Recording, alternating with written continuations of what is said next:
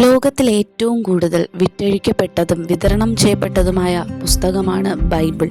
ബൈബിളിൽ ആകെ 66 പുസ്തകങ്ങളാണുള്ളത്.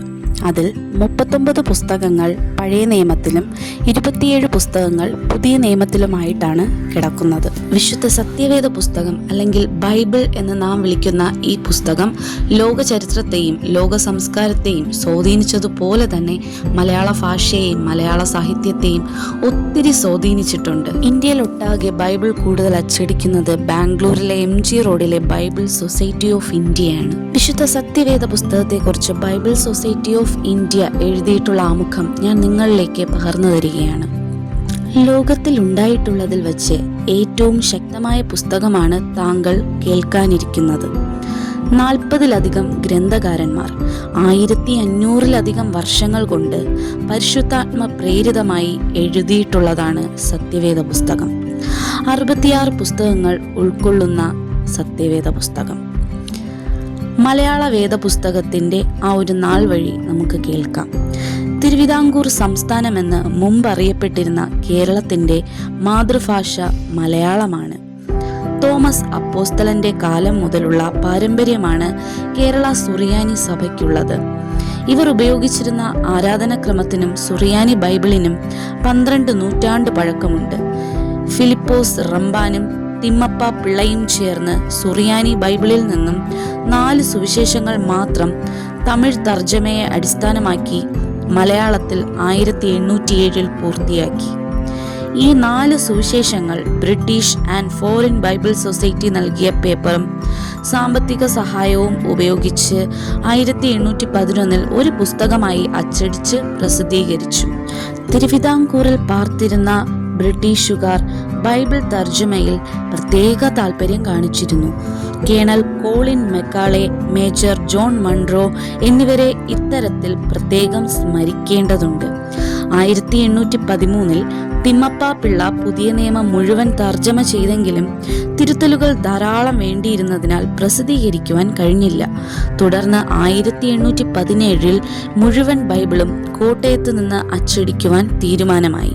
അതിൻ്റെ ചുമതല CMS മിഷണറിയായ റെവറൻ ബെഞ്ചമിൻ ബെയ്ലിയെ ഏൽപ്പിക്കുകയും ചെയ്തു.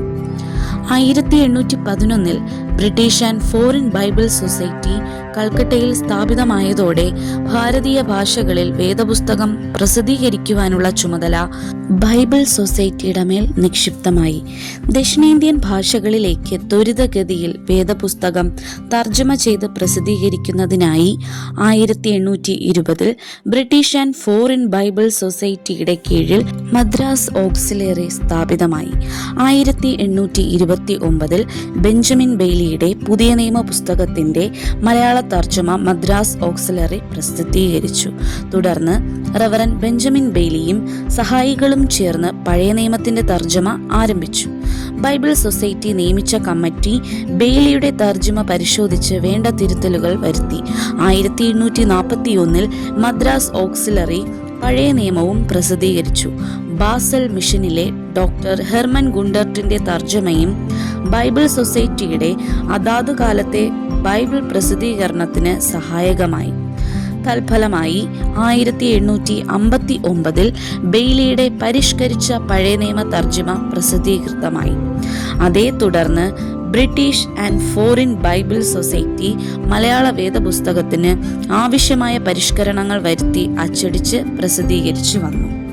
1947 ഭാരതം സ്വതന്ത്രമായപ്പോൾ ഭാവി തലമുറയെ മുന്നിൽ കണ്ടുകൊണ്ട് British and Foreign Bible society വേദപുസ്തക സംരക്ഷണം, തർജ്ജമ, കാലോചിതമായ പരിഷ്കരണം, അച്ചടി, വിതരണം എന്നിവയുടെ സ്വാഭാവിക പിന്തുടർച്ചക്കാരായി ബൈബിൾ സൊസൈറ്റി ഓഫ് ഇന്ത്യയെ ഫലമേൽപ്പിച്ചു.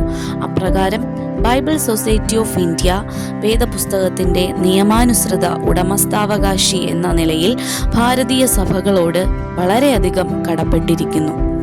ഇനി വേദപുസ്തകത്തിന്റെ പരിഷ്കരണം. അതാത് കാലഘട്ടത്തിന് ഉചിതമായ രീതിയിൽ പുതിയ മാറ്റങ്ങൾ ഉൾക്കൊണ്ടുകൊണ്ട് വേദപുസ്തകം ജനങ്ങളിലെത്തിക്കുന്ന വലിയ ദൗത്യമാണ് ബൈബിൾ സൊസൈറ്റി ഓഫ് ഇന്ത്യ ഏറ്റെടുത്തിരിക്കുന്നത്. ഭാഷയിലും വ്യാകരണത്തിലും ഉച്ചാരണത്തിലും ഒക്കെ വരുന്ന വ്യതിയാനങ്ങൾ കണക്കിലെടുത്താണ് ബൈബിൾ സൊസൈറ്റി വേദപുസ്തകം പ്രസിദ്ധീകരിക്കുന്നത്. 1859 പ്രസിദ്ധീകരിച്ച ബൈബിളിൽ നിന്നും വളരെ വ്യത്യസ്തമാണ് ഇന്ന് നാം ഉപയോഗിച്ചു കൊണ്ടിരിക്കുന്ന വേദപുസ്തകം. ഭാരതീയ സഭകളും വേദപുസ്തക പഠിതാക്കളും സ്നേഹിതരും ഒരുമിച്ച് ചേർന്നുള്ള ചർച്ചകൾക്കും പഠനങ്ങൾക്കും ശേഷം പ്രസിദ്ധപ്പെടുത്തുന്നതായതുകൊണ്ടാണ് ബൈബിൾ സൊസൈറ്റി ഓഫ് ഇന്ത്യയുടെ വേദപുസ്തകത്തിന് കൂടുതൽ ആധികാരികതയും അംഗീകാരവുമുള്ളത്. മൂലഭാഷകളായ എബ്രായ, അരാമ്യ, ഗ്രീക്ക് ഭാഷകളോട് ഏറ്റവും അടുത്ത് നിൽക്കുന്ന ആധികാരികമായ തർജ്ജമയാണ് നിങ്ങൾ ഇനി ഈ ചാനലിലൂടെ വരും എപ്പിസോഡുകളിലായിട്ട് കേൾക്കാനിരിക്കുന്ന വിശുദ്ധ സത്യവേദ പുസ്തകം അഥവാ ബൈബിൾ. സഭകളുടെ മുഴുവൻ അംഗീകാരത്തോടും ആശീർവാദത്തോടും കൂടി പ്രസിദ്ധീകരിക്കുന്ന ബൈബിൾ സൊസൈറ്റി തർജ്ജമയ്ക്ക് സഫ ബൈബിൾ എന്ന പേരും പറയുന്നുണ്ട്.